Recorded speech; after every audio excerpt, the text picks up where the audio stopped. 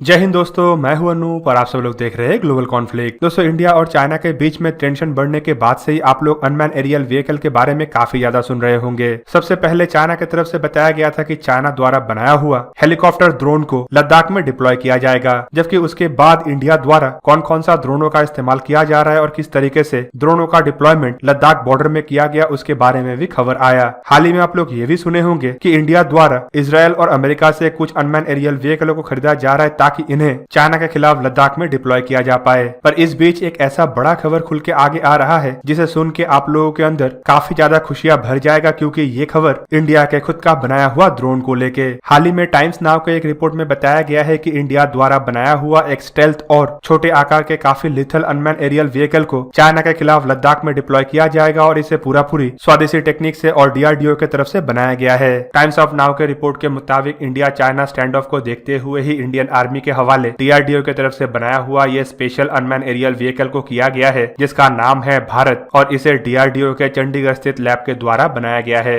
DRDO द्वारा हाल ही में इन ड्रोनों को लेके कुछ खुलासा किया गया था और उस खुलासे के मुताबिक ये दुनिया का एक बहुत ही एडवांस तरीन और सबसे छोटे आकार ड्रोनों में शामिल है, जिसमें एडवांस तरीन यूनिबॉडी बायोमेट्रिक्स का इस्तेमाल किया गया है और टेक्नोलॉजी के मामले में ये काफी उन्नत और दुनिया के बाकी ड्रोनों के तुलना में काफी ज्यादा एडवांस है। इसके पास एडवांस तरीन लोकेटिंग कैपेबिलिटी है जो दुश्मन को काफी एक्यूरेसी के साथ लोकेट कर सकता है। इवन डीआरडीओ के मुताबिक तो ये एक छोटे आकार का लेकिन काफी खतरनाक सर्वेलेंस ड्रोन है, जिसके अंदर आधुनिक टेक्नोलॉजी को इस तरीके से इस्तेमाल किया गया है कि ये सर्वेलेंस के मामले में किसी भी ड्रोनों के तुलना में काफी एडवांस है। दोस्तों, इसके अलावा डीआरडीओ की तरफ से ये भी बताया गया है कि इन ड्रोनों को टोटली स्टेल्थ डिजाइन किया गया है और ये आसानी से दुश्मन के एरिया में घुस के लाइव वीडियो फुटेज और लाइव कवरेज कर पाएगा और स्टेल्थ कैरेक्टरिस्टिक होने के वजह से इसे दुश्मन द्वारा डिटेक्ट करना भी लगभग नामुमकिन होगा। इन ड्रोनों के अंदर इंफ्रारेड और नाइट विजन का भी इस्तेमाल किया गया है, जिसके वजह से किसी भी वेदर में और किसी भी समय, चाहे दिन हो या रात हो, ये ड्रोन आसानी से ऑपरेट हो पाता है। और दोस्तों, इन ड्रोनों का जो सबसे खास बात है कि इसमें टोटली इंडोजीनियस इक्विपमेंट और इंडोजीनियस टेक्नोलॉजी का इस्तेमाल किया गया है और ना ही किसी फॉरेन कंपनी का मदद लिया गया है और ना ही किसी देश से इसका कोई भी इक्विपमेंटों को इम्पोर्ट किया गया है। डीआरडीओ की तरफ से तो ये भी बताया गया है कि इन ड्रोनों के पास दुश्मन और दोस्त दोनों को ही अलग अलग तरीके से आइडेंटिफाई करने का क्षमता भी है, जो रियल टाइम लड़ाई के समय में हवाई हमला करने में काफी ज्यादा मदद करेगा।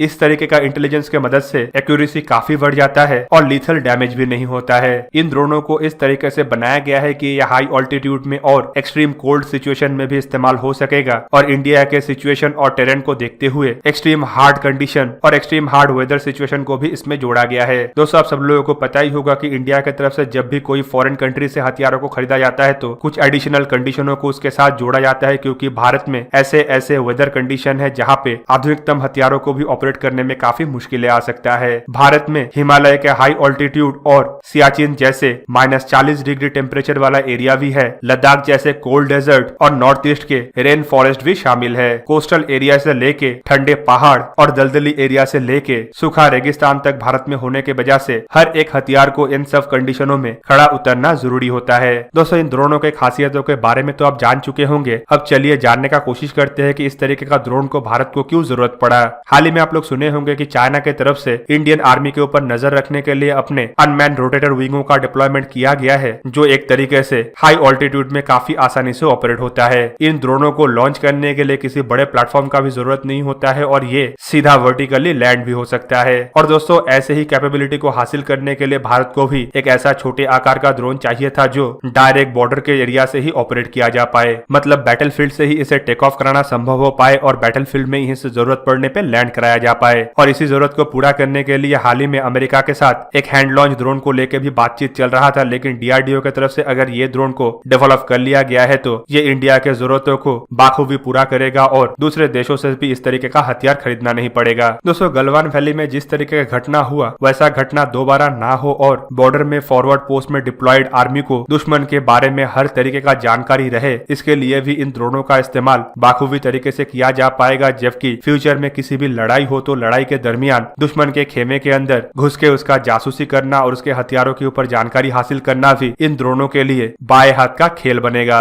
दोस्तों, इन ड्रोनों को डेवलप करने के पीछे खाली डीआरडीओ का हाथ नहीं, बल्कि हाल ही के दिनों में गवर्नमेंट की तरफ से जिस तरीके से इंडिजनाइजेशन को फोकस किया जा रहा है और मेक इन इंडिया को आगे बढ़ाने के लिए जिस तरीके से प्रोत्साहित किया जा रहा है, उसे भी एक प्रमुख भूमिका के हिसाब से आप देख सकते हैं, क्योंकि इस तरीके का प्रोत्साहन नहीं होने पर कभी भी किसी भी ऑर्गेनाइजेशन के द्वारा आगे बढ़ चढ़ के इस तरीके का हथियारों का डेवलपमेंट करना संभव नहीं हो पाता। तो दोस्तों ये था आज का वीडियो। अगर आप लोगों को ये वीडियो अच्छा लगा तो इसे लाइक कीजिए और मेरे चैनल को जरूर सब्सक्राइब कीजिए और सबस्क्रिप्शन बटन के साइड में बना हुआ बेल आइकन को भी प्रेस कर दीजिए ताकि आप मेरा वीडियो देख पाए सबसे पहले। जय हिंद।